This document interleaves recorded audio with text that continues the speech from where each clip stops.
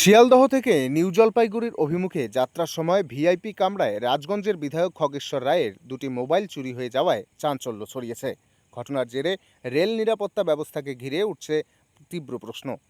ঘটনাটি ঘটেছে বৃহস্পতিবার ভোররাতে প্রায় ৩টা নাগাদ, যখন মালদা স্টেশনের কিছু আগে বিধায়ক নিজের আসন ছেড়ে টয়লেটে গিয়েছিলেন। ফিরে এসে দেখেন তার আইফোন ও স্যামসাং ফোন দুটি মোবাইলেই নিখোঁজ। এরপর সঙ্গে সঙ্গেই বিষয়টি রেলের নিরাপত্তা বিভাগ ও জিআরপিকে জানানো হয়। তবে অনেক খোঁজাখুঁজির পরও ফোনগুলির কোনো খোঁজ মেলেনি। বিধায়ক জানান, বর্তমান বিজেপি সরকারের আমলে রেলের নিরাপত্তা একেবারেই তলানিতে এসে ঠেকেছে। এত টাকা দিয়ে ফার্স্ট ক্লাস এসি কুপে টিকিট কাটার পরেও যদি যাত্রী নিরাপত্তা নিশ্চিত না হয়, তাহলে সাধারণ যাত্রীরা কি ভরসা পাবে?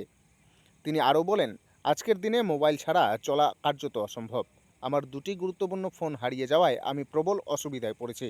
ঘটনার পর নিউ জলপাইগুড়ি স্টেশনে পৌঁছে জিআরপি থানায় এফআইআর দায়ের করেন বিধায়ক। যদিও তিনি আশাহত, কারণ বর্তমান রেল নিরাপত্তা পরিস্থিতির নিরিখে ফোনগুলি ফিরে পাওয়া নিয়ে সংশয় রয়েছে। এই ঘটনায় প্রশ্ন উঠেছে, ভিআইপি কামরায় যেখানে যাত্রী ও রেল অ্যাটেন্ডেন্ট ছাড়া অন্য কেউ প্রবেশ করতে পারেন না, সেখানে কিভাবে এমন চুরির ঘটনা ঘটল? রেলের নিরাপত্তা ব্যবস্থার গাফিলতি নিয়ে নতুন করে আলোচনা শুরু হয়েছে। আমি 4 টাইম এমএলএ বামফ্রন্টের আমলে যখন মুখ্যমন্ত্রী বুদ্ধদেব ভট্টাচার্য ছিলেন, তখন থেকে আমি যাতায়াত করে প্রায় কয়েক বছর হয়ে গেল। এরকম ঘটনা কিন্তু কোনোদিন হয়নি। তখন অন্য রেলমন্ত্রী ছিলেন অন্য দলের, কিন্তু আমরা যেটা দেখছি বর্তমানে ভারতীয় জনতা পার্টির রেলমন্ত্রী আছেন।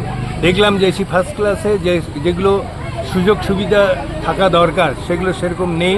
আগের দার্জিলিং বা এখনকার দার্জিলিং অনেক তফাৎ। যেটা দেখি, যেমন এই যে এসি ফার্স্ট ক্লাসে আপনারা যারা যান দেখবেন কাপড় চোপড়গুলো, যেগুলো বেড কত নোংরা। আমি বারবার এটা কী হচ্ছে, এটা এত টাকা ভাড়া, বেড নোংরা পড়েছে।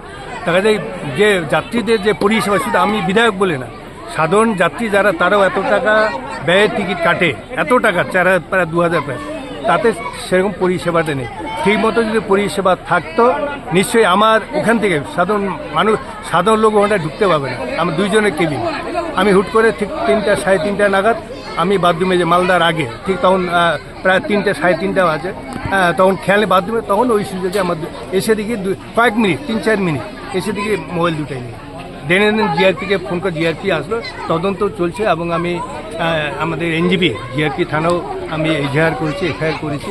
আমি বলেছি যে ইমিডিয়েট যাতে তাড়াতাড়ি এই মোবাইল দুটো উদ্ধার করা যায় ব্যবস্থা করে। ওরা কথা দিল।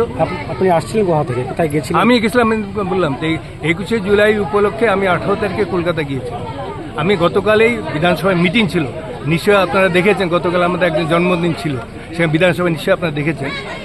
গতকালেই আমি ব্যাক করেছি। আজকে যেহেতু রাস্তা উদ্বোধন আছে, প্লাস আমাদের একটা বাউন্ডারি প্লাস খেলা আছে, আমাকে আজকেই আসতে হবে।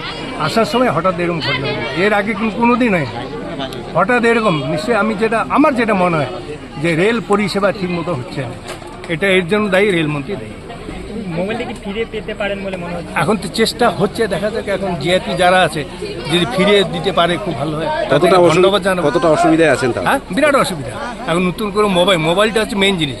এখন যোগাযোগটাই মেন। বিদেশেও গেলে পরে আমি না যাই, এখান থেকে বিদেশে ফোন করে বাংলাদেশে বিভিন্ন যাবো। মোবাইলটা হচ্ছে মেন অস্ত্র বিভিন্ন ক্ষেত্রে। আজকে কেউ একটা বিপদে পড়লো, কোথাও কেউ মোবাইল তো নেই। আর মোবাইলটা কখন আমি পাই দেখি, তারপর চেষ্টা করি। নতুন সিম নিতে হবে। ওই মোবাইল তো পাওয়া অনেক দূরে, দেখা যাচ্ছে চেষ্টা। 2টা মোবাইলই চুরি হয়েছে। হ্যাঁ, 2টা মোবাইলই চুরি হয়েছে।